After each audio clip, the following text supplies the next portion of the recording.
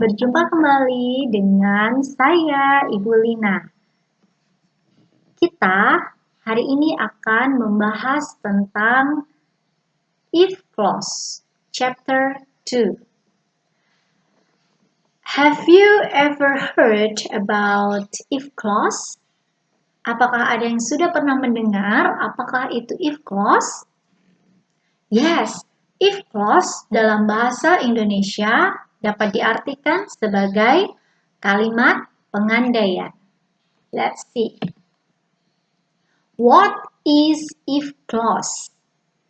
Apa yang dimaksud dengan if clause? If clause is also called as conditional sentence is a complex sentence formed from a subordinate clause that begins with subordinate conjunction, a form, condition, and main clause of result or consequence. Jadi, kalimat pengandaian itu terdiri dari sebuah klausa, yaitu ada klausa akibat dan klausa sebab. Jadi dapat kita sebut sebagai kalimat sebab akibat. Okay? So, there are 4 types of conditional sentence commonly used. Yang pertama adalah type 0. Kemudian ada juga type 1, ada type 2 dan type 3. Ya.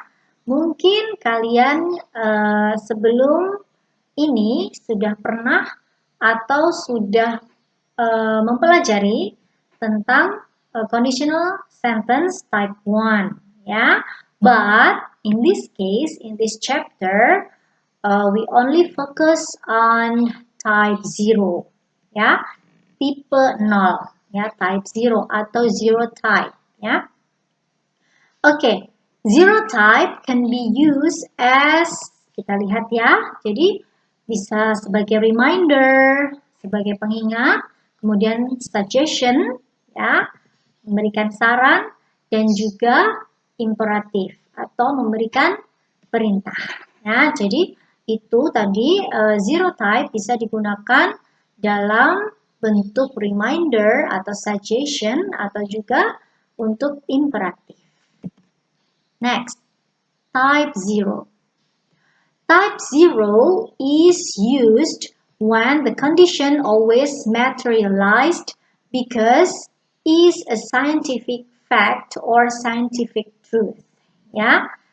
Jadi, yang namanya tipe 0 itu biasanya kalimat yang mengandung unsur scientific fact atau scientific truth, ya, kebenaran ilmiah, atau juga bisa sebagai kalimat yang mengandung general truth atau kebenaran umum, dan juga bisa juga yang mengandung habitual activity atau kebiasaan kita sehari-hari, ya.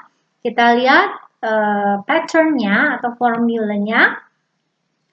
The formula, if plus condition, and then comma, and then result or consequence. Ya, consequence. If plus simple present. Jadi ada if, ada kata if, kemudian diikuti dengan kalimat simple present tense. Masih ingat ya, kalimat simple present tense itu menggunakan verb one. Oke. Kemudian setelah koma, kita lanjutkan lagi dengan sebuah kalimat simple present. Ya. Atau kita juga bisa menempatkan if di tengah-tengah kalimat. Jadi yang muncul dahulu adalah simple present plus if plus simple present. Ya, jadi kedua pattern ini sama, hanya berbeda letak if-nya saja. Jika if-nya di depan, maka kita akan menggunakan koma. Tetapi jika if-nya berada di tengah kalimat, kita tidak perlu menggunakan koma. Ya. Let's see the example. Contoh kalimat positif. Ya. If I sleep late, I am sleepy at work. Ya, artinya jika saya tidur lambat, saya akan mengantuk ketika bekerja. Nah, ini kalimat ini menunjukkan sebuah habitual activity atau kebiasaan kita sehari-hari. Ya, kita lihat di sini, if-nya di depan, ya, kemudian diikuti dengan kalimat simple present, kemudian diikuti dengan koma dan dilanjutkan lagi dengan simple present tense. Ya, next. If you dry fruits or vegetables, they lose their nutrient and calorie. Ya. Artinya, jika kamu mengeringkan buah-buahan atau sayuran, maka mereka akan kehilangan nutrisi dan kalori. Ya. Coba kita lihat if-nya di depan. Ya, kemudian diikuti dengan subjek, verb one, dan objeknya. Kemudian ada koma dan dilanjutkan dengan simple present tense. Ya, jelas? Oke, next. Ini ada contoh untuk penggunaan kalimat negatif. Ya, if one does not drink after doing exercise, one gets dehydrated. Ya. Jika seseorang tidak minum setelah melakukan olahraga, maka dia akan dehidrasi. Ya. Nah, ini juga if-nya di depan dan menggunakan koma di tengah-tengah antara simple present dan simple present. Ya. Ini bisa kita kategorikan sebagai scientific truth ya, karena mengandung istilah ilmiah ya, karena dehidrasi ya, dan melakukan olahraga dan hubungannya dengan dehidrasi seperti itu ya. Yang terakhir ini adalah kalimat tanya ya. If we burn paper, does it become ash? Jika kita membakar kertas, apakah kertas itu akan menjadi abu? Ya. Ini juga bisa dikategorikan sebagai scientific truth. Ya, oke, sampai sini apakah sudah jelas? Ya, jadi zero type atau type zero itu biasanya digunakan untuk kalimat-kalimat yang mengandung general truth ya, atau kebenaran umum, atau bisa juga scientific fact atau scientific truth ya, kebenaran ilmiah, dan bisa juga untuk kalimat yang habitual activity atau kebiasaan sehari-hari ya. Next, type 1. Oke, walaupun di chapter ini kita hanya fokus on zero type, tetapi kalian juga harus mengetahui dan mengerti apa itu type 1, type 2, and type 3. Okay?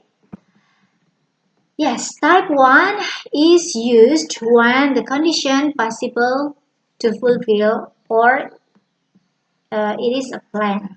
Nah, jadi tipe 1, tipe 1 itu biasanya digunakan untuk sebuah kondisi yang sangat mungkin terjadi. Seperti itu ya, kondisi yang sangat mungkin terjadi. Nah, kita lihat patternnya dulu ya. Simple future plus if plus simple present. Nah, ini tipe 1 berbeda dengan tipe 0 tadi ya. Kalau tipe 0 tadi adalah simple present dan simple present. Nah, kalau di type 1 ini adalah simple future dan simple present. Ya. Kalau tadi tipe 0 menggunakan simple present dan simple present, maka di type 1 menggunakan simple future dan simple present. Kita lihat formulanya ya. Subject plus will plus verb 1. Ya. Kemudian plus if plus subject plus verb 1. Ya. Jadi ini simple future menggunakan kata will dan diikuti dengan verb 1. Ya. Contohnya, kalimat positif. If I have free time, I will go swimming. Artinya, jika saya mempunyai waktu yang luang, saya akan pergi berenang. Ya. Jadi kenyataannya itu bisa sangat mungkin terjadi bahwa dia akan pergi berenang. Ya. Tapi dengan satu kondisi atau dengan satu syarat. Syaratnya adalah jika dia punya waktu yang luang. Oke. Negatif. If you don't finish your homework, your teacher will be angry. Jika kamu tidak menyelesaikan PR-mu, maka gurumu akan marah. Jelas ya, pasti juga saya akan marah kalau kalian tidak menyelesaikan tugas kalian. Ya. So, ini juga sangat mungkin terjadi. Jadi ketika siswa tidak menyelesaikan tugasnya, gurunya pasti akan marah. Itu adalah sebuah kondisi yang sangat mungkin terjadi. Yang ketiga, if they invite you, will you come? Jika mereka mengundang kalian, apakah kalian akan datang? Nah, seperti itu ya. Jadi ini tadi adalah contoh penggunaan type 1, sesuatu yang mungkin terjadi. Oke, next ya. Type 2. Type 2 is used when the condition is theoretically to fulfill or unreal present. Ya, jadi tipe 2 ini kondisinya berbeda dengan tipe 1. Ya, kalau tipe 1 tadi kondisinya mungkin terjadi, ya kan? Tapi kalau tipe 2 ini tidak mungkin terjadi. Ya, itu perbedaannya. Atau biasa kita sebut unreal condition. Jadi kondisinya enggak nyata, ya. Kita lihat patternnya ya. Past future plus if plus simple past. Kita lihat dulu. Nah, di sini tidak lagi menggunakan kata will, tetapi menggunakan kata would atau could atau might. Jadi subjek diikuti dengan would atau could atau might, ya, terserah ya, pilih salah satu. Biasanya sih would, ya.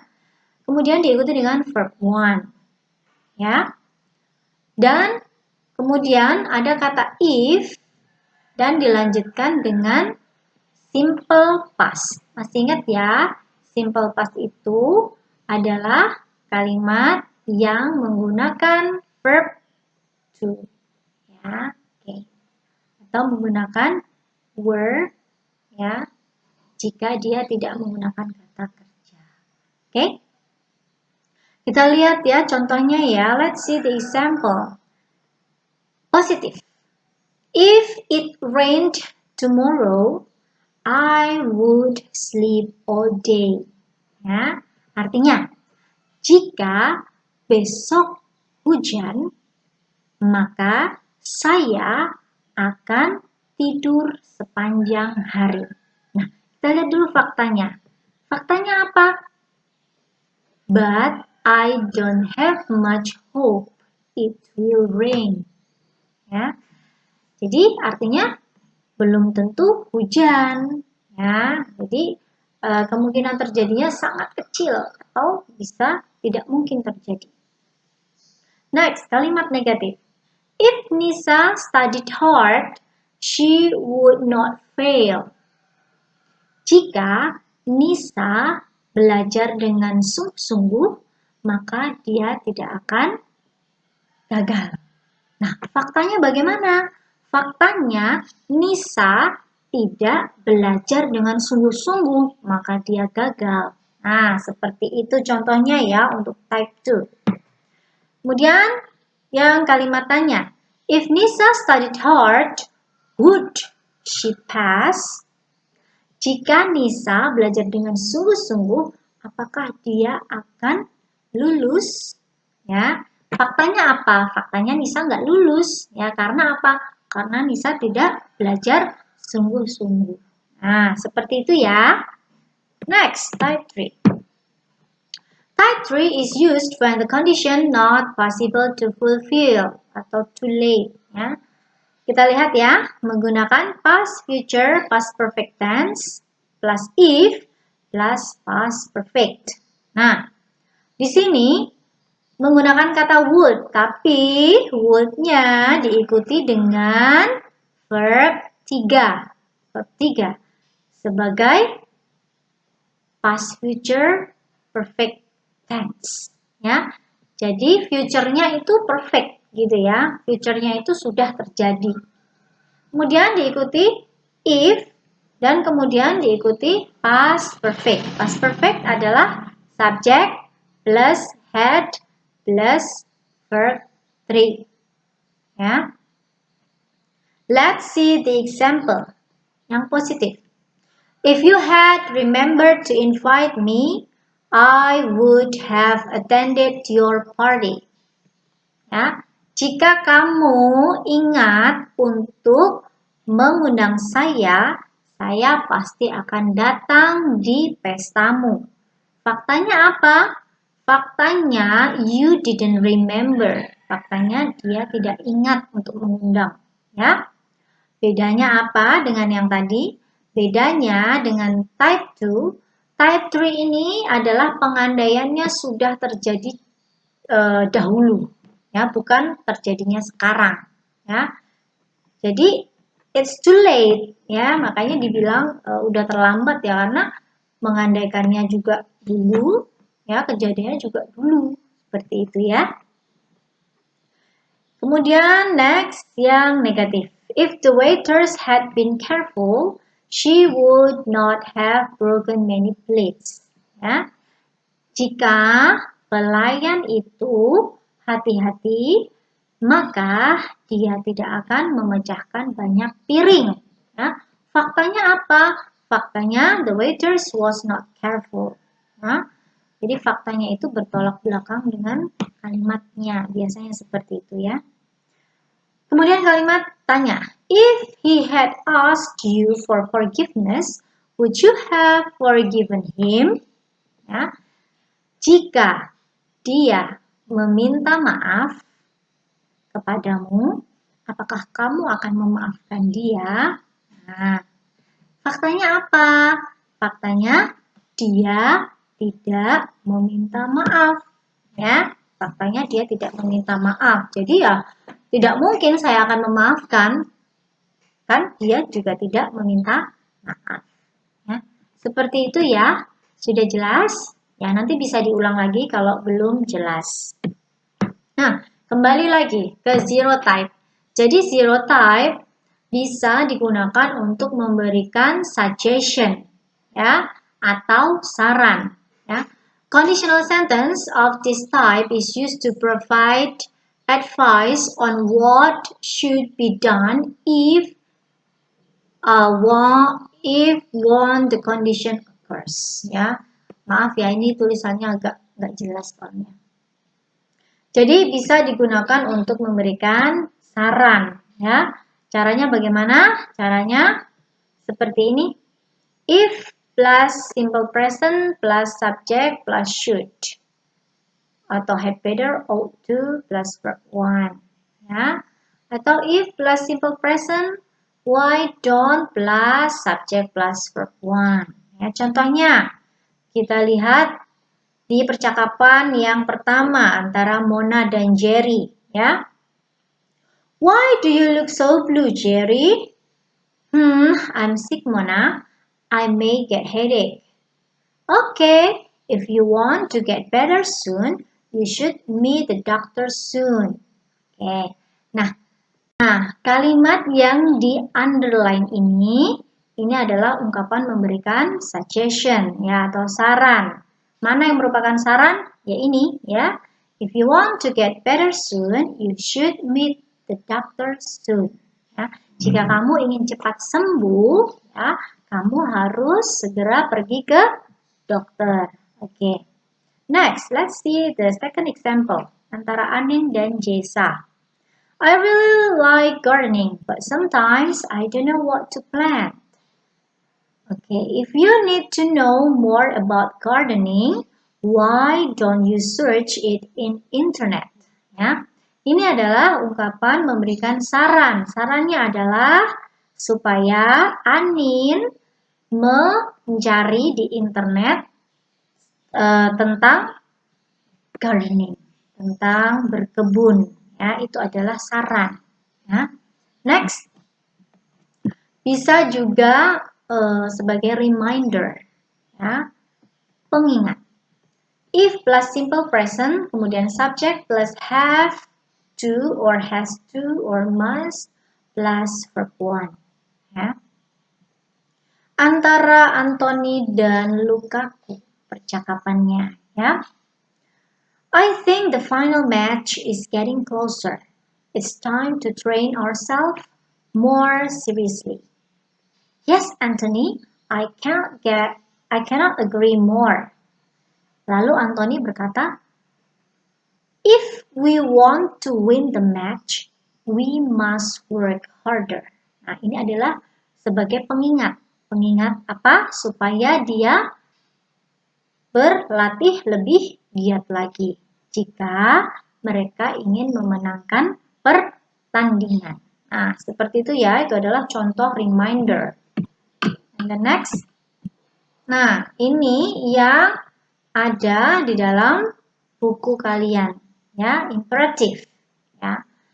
Imperatif adalah kalimat perintah. The conditional phrase in this function is used to enter someone doing something if you want to the condition happen. Ya, jadi ini adalah menyuruh. Menyuruh. If plus simple present, kemudian diikuti simple present juga. Ya, simple present itu ya verb one ininya. Lihat percakapan antara Anin dan Jesa again. Ya, I really want to get a good mark in English, but I don't know how to do it. Lalu Jesa berkata, if you want to get a good mark in English, master the grammar first. Ya, ini adalah kalimat perintah. Perintah apa? Perintah supaya Anin memahami tentang grammar. Jika dia ingin mendapatkan nilai yang bagus dalam pelajaran bahasa Inggris. Ya. Sudah jelas sampai sini? Is it clear? Ya. Sangat mudah, ya. Oke. Kalian bisa membaca kembali materinya, ya. Kemudian memahami kembali melalui video yang sudah Ibu berikan ini, ya, supaya kalian lebih dalam memahami tentang if clause, ya, tentang kalimat pengandaian terlebih tipe zero atau zero type. Okay. Nah, later I will give you some exercises, ya, that you have to do about if clause, ya, yang berhubungan dengan if clause type zero. Okay. Sampai di sini dulu perjumpaan kita, ya. Kita akan bertemu kembali dalam chapter selanjutnya, dalam video selanjutnya juga. Terima kasih. Bye.